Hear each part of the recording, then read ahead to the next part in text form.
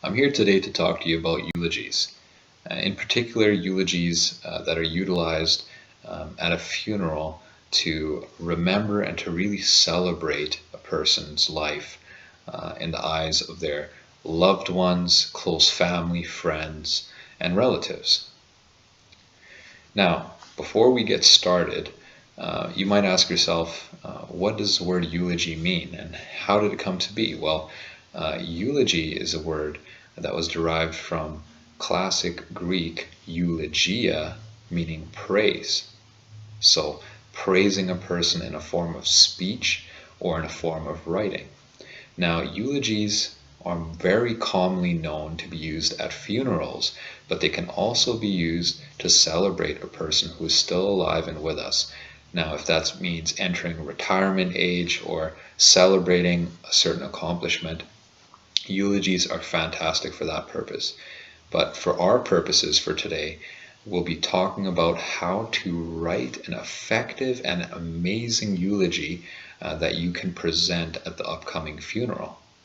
So I'm here to help you out today, and I'm really looking forward to working with you. And stay tuned to the step-by-step process that'll help you in discovering how to write an amazing eulogy and to make it a wonderful success. Now you're probably wondering yourself, gosh, what did I get myself into? Why me? I'm mourning over the loss of this particular individual's life as well. In fact, you may have been very close to them, and that makes it all that much more challenging. Well, delivering a eulogy at a person's funeral, at first, it can seem very overwhelming, especially if you've never delivered a eulogy before. You must be feeling all kinds of really deep and powerful emotions going through your head, and it's a lot to deal with. And that's why you need to definitely give yourself a day or two after the person's just passed away or after you found out that they've passed away. And the best thing to do is to spend this time with family, to support them, to be strong for them, and it'll help you become mentally prepared to write the eulogy and to deliver an amazing eulogy at the upcoming funeral. The process to write a eulogy, it totally depends on your relationship to the particular individual who just passed away. So depending on whether they were a grandparent, a parent, a sibling, a cousin, a relative, an aunt, or an uncle, all these things factor into how you're going to go about writing this eulogy. Now I'm going to give you a process that you can kind of adapt depending on the situation that you're in. So the first thing to keep in mind is, take a piece of paper and start planning. And the best thing to do is to kind of draw up a family tree. So who are the immediate family members or very close relatives or friends that this person spent the most time with, either in their formative years, in their mid years, or in their later years. All these things matter. So you're going to want to identify all those individuals. That's the first step in this process. Now, the next step in this process is getting in touch with all of these individuals. Now, you don't want to have too many people in this process. Ideally, the number of people in this should be between 5 to 10 people, and you want to focus on a variety of individuals. So you want to have a little bit of everything. So which type of people are ideal to talk to? Well, the person who just passed away, whether it's somebody younger or older, any immediate family members, brothers, sisters, husband, wife, grandchildren, all of these things matter, right? So if you have any aunts or uncles, any of your cousins, all these individuals are important in this process, especially if they spent a great deal of time with the person who just passed away. Now, what you're going to want to do is kind of get an overall picture, an idea of what this person was like. What were their accomplishments earlier on in life and later on in life? What was their personality like? How were they like when they were younger? Or how were they like, in their middle years and in their later years? What did they do career-wise? Why did they choose to do the things they did? And why did their life turn out the way they did, the way that it did? All these things are very important to know, and getting a variety of people that can provide you with those perspectives is going to help you to paint an overall picture of what this person was like, who they were, and why they were the way that they were. These are all important things that you're going to want to find out, and these people will be able to help you out with that. Now we're on to the writing stage. What I suggest that you do is find a comfortable and quiet place where you can work on the eulogy. You want to be able to give yourself time to really focus on how you're going to make it all come together.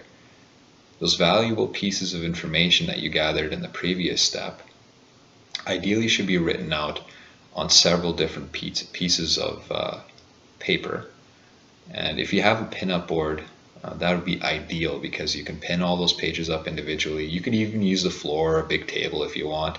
But what you want to do is pick out bits and pieces of information that everybody gave you and paint an overall picture of what this person was like and the type of impression that you want people to have of this person.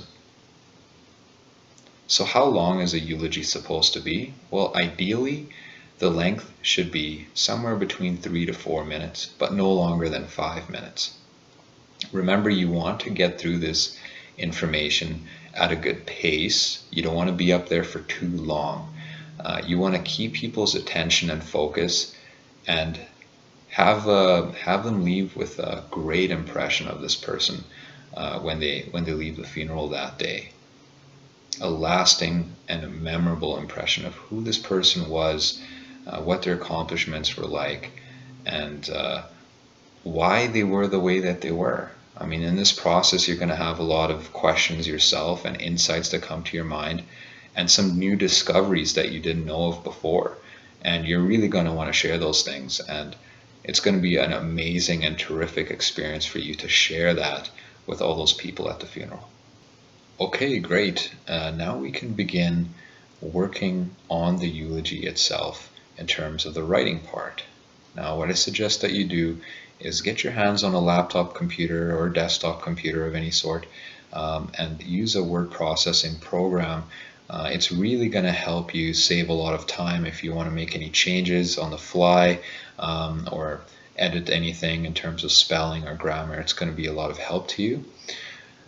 So the first thing that you want to do is, now that you've gathered all your points of information and you want to paint the overall picture and give the impression to those people at the funeral of who this particular person was, providing wonderful insights and new discoveries that maybe some people know, but a lot of other people don't know about this particular person and individual.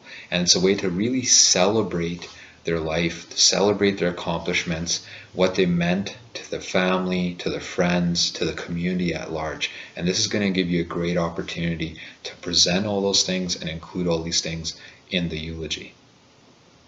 What you want to do first is start on an introductory paragraph that covers the date of birth, the city, town, or the country that this particular person is from. And that's going to give you a great starting point to begin the eulogy and kind of work your way from their formative years to their teenage years, to their adult years, when they start beginning to find the love of their life and starting a family and working in the careers of their choice. And that's all kind of come together and really make it flow nicely. Now you want to make sure that you take some time to stop at particular points in time that are very relevant to this person's life and who they were. Now, if you want to include some humor in there, if this person made a lot of people laugh and that was a big part of their life, then by all means include some humor in your eulogy as well. It'll help to lighten up the mood, and I'm sure that the person who's no longer with us will appreciate that as well, that the people there are not all in too much pain, and it's really more a matter of coming together and celebrating who this particular person was and what they meant to everyone, what they meant to all of us, really. Once you've completed this, you're going to go on to the conclusion, and you're going to want to end it on a positive note, of course, and kind of go over the previous couple of weeks, months, or maybe even the last year of what this particular person was doing, what they enjoyed, and how perhaps they enjoyed getting together with family and friends, and that they would be looking down on all of us right now, smiling and truly happy to know that we've all come together. And that's something that they'd be very proud of, knowing that this is happening right now. So anyways, keep at it. If you have any questions whatsoever, if you need somebody to look over your eulogy, give you some suggestions, make some alterations, please feel free to reach out to me. My website is actually in the link below in the description, and you can check out my page and take a look at a eulogy that I've written for my own grandmother. And if you have any suggestions or if you need any help whatsoever, feel free to contact me. I wish you the best of luck.